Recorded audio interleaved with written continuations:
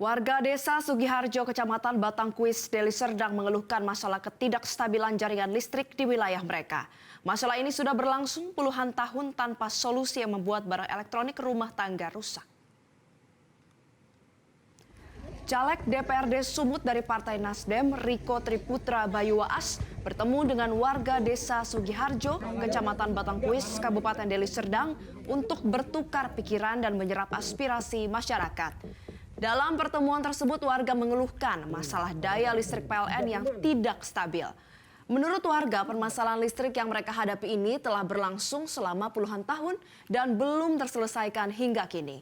Karena itu, warga berharap kepada caleg Partai Nasdem ini agar bisa membantu menyelesaikan masalah mereka. Sampai tiang beton ini pun belum. Kita sambil bersosialisasi dan juga ternyata bisa banyak aspirasi-aspirasi dari masyarakat yang berkeluh kesah permasalahan-permasalahan kehidupan mereka di desa Sugiharjo ini. Terutama menjadi perhatian penting kita adalah tentang permasalahan listrik yang mereka selama mungkin puluhan tahun bermasalah listriknya dikarenakan ada voltase yang tidak kuat masuk ke Dusun 4 ini. Sehingga sehari-harinya bisa siang itu hidup lampunya, kadang malam bisa mati.